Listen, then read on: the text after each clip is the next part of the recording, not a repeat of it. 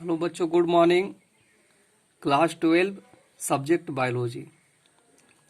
आज की इस क्लास में हम परागण, स्त्री केसर संकर्षण या निषेचन के विषय में आप लोग को जानकारी देंगे। फर्टिलाइजेशन क्या होती है। ये एक फ्लावर्स का स्ट्रक्चर है। इसमें जब पराग कोश के द्वारा जो है पराग कण जो वर्तिकाग्र पर पहुंचते हैं, जैसे आप लोग देख रहे हैं कि जब यहाँ पे पराग कोश प्रस्फुटित होकर कहाँ पहुंच गए हैं, तो वर्तिकाग्र पे पहुंच गए।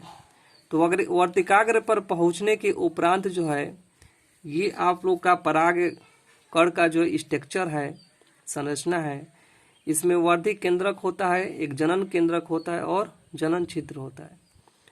तो जो जनन केंद्रक होता है वो दो भागों में डिवाइड हो जाते हैं यहाँ पर, और जनन छिद्र के माध्यम से ये नलिका बनाते हुए बीजांड द्वार की तरफ पहुंचकर अंदर की तरफ प्रवेश करते हैं। और जैसे यहाँ पे देखते हैं कि यहाँ पे 3 कोशिकाएं पाई जाती हैं। इसमें 2 सहायक कोशिका होती हैं और एक जो है अंड कोशिका होती है। और इसके बाद 3 ऊपर की तरफ कोशिकाएं होती हैं और 2 मध्य में कोशिकाएं होती हैं। तो जब पराग कण नर युग्मक जो है यहाँ पर प्रवेश करते हैं तो एक जो पराग कण होते हैं केंद्र में पहुंच जाते हैं, और केंद्र में पहुंचने के उपरांत वह द्वितीयक केंद्रक के साथ मिल जाते हैं, जिसको हम लोग बोलते हैं प्राथमिक भ्रूणपोष केंद्रक, यानी कि PEN। PEN की संख्या कितनी हो गई? 3N, यानी कि 2 ये और 1 ये मिलते हैं तो कितना हो गया? 3N। Primary endosperm nucleus. इसके उपरांत इसमें जो एक पराग कण बचे हैं वह अंड कोशिका के साथ मिलते हैं, संयोग करते हैं, और संयोग करने के फर्टिलाइजेशन की क्रिया होती है अंड कोशिका के साथ। तो द्विगुणित युग्मनज बनाते हैं, और जो ये युग्मनज होते हैं ये भ्रूण का निर्माण कर देते हैं। और द्विगुणित युग्मनज और अंड कोशिका जब आपस में मिलते हैं तो इसको बोलते हैं संयुग्मन, संगामी। अब यहाँ पे इसके विषय में हम आप लोग को बताएंगे कि भ्रूणपोष भ्रूण को पोषक प्रदान करता है। यानी कि जब यहाँ पर ये जब देख रहे हैं आप लोग कि भ्रूणपोष जो है भ्रूण को क्या करता है? पोषण प्रदान करता है। और जब भ्रूण विकसित हो जाते हैं तो फल का भ्रूणपोष विकसित होकर फल बनाते हैं। जैसे आप नीचे आप लोग देखेंगे कि अंडाशय परिवर्तित होकर फल बनते हैं। ये जो अंडाशय हैं ये परिवर्तित होकर क्या बनते हैं? फल बनते हैं। और बीजांड जो है परिवर्तित होकर जो है बीज में परिवर्तित हो जाते हैं। तो आप लोगों को हम बताएंगे संयुग्मन के विषय में, यानी कि जब ये पराग कण अंड कोशिका के साथ मिलते हैं तब भ्रूण का निर्माण होता है, युग्मनज बनते हैं, जाइगोट बनते हैं। इसके उपरांत जो है मिलने की क्रिया जो है क्या कराती है? संगामी, संगामी। अब यहाँ पे आप लोग देखेंगे बच्चों,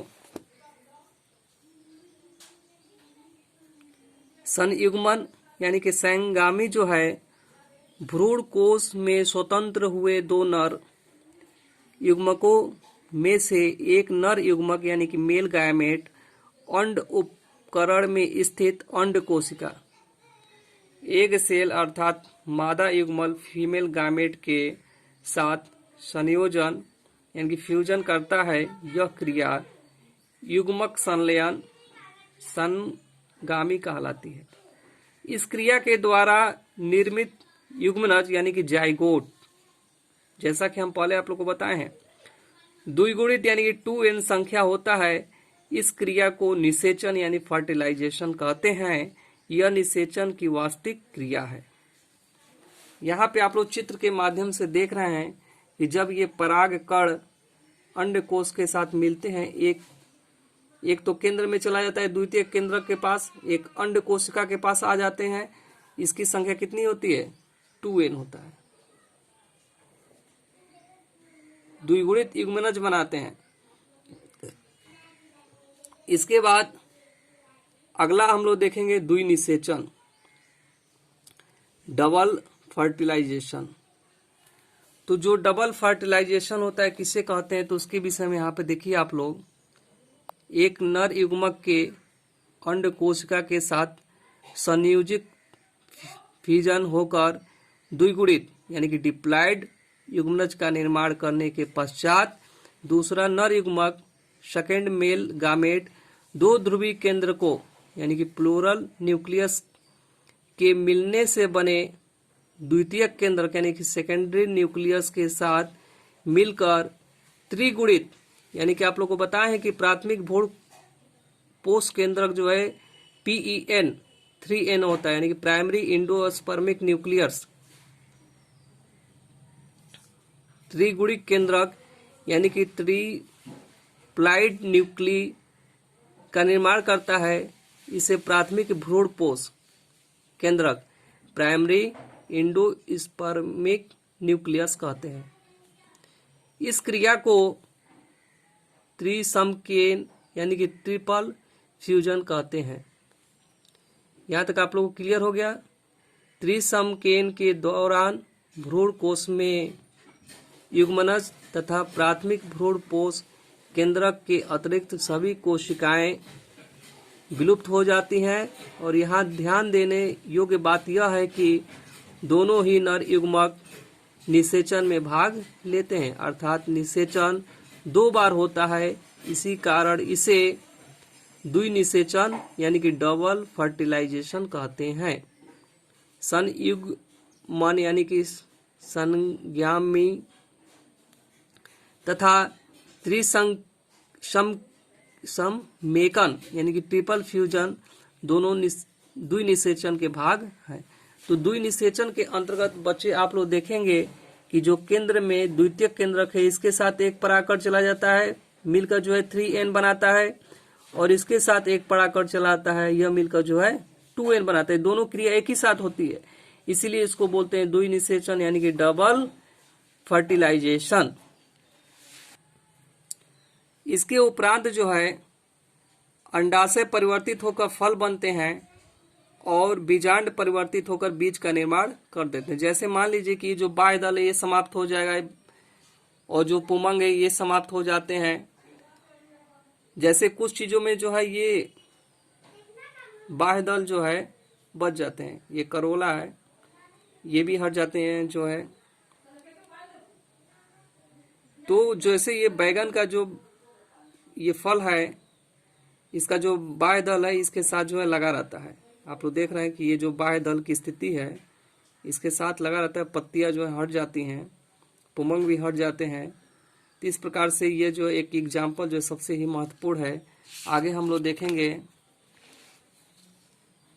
अनिषेक फलन। जो अनिषेक फलन होता है पार्थेनोक्रॉपी यानी कि पुष्प से बिना निषेचन के ही फल का निर्माण हो जाते हैं। इस क्रिया को अनिषेक फलन कहते हैं। इस प्रकार बने फल बीज रहित होते हैं। एग्जाम्पल केला। अब आगे हम लोग देखेंगे अनिषेक जनन पार्थेओजेनेसिस। बिना निषेचन के ही भ्रूण बन जाए, इस क्रिया को अनिषेक जनन कहते हैं। इस प्रकार से आप लोग का ये भी टॉपिक पूरा हो गया। अगले क्लास में आगे की चीज़ें बताई जाएंगी। तब तक के लिए धन्यवाद।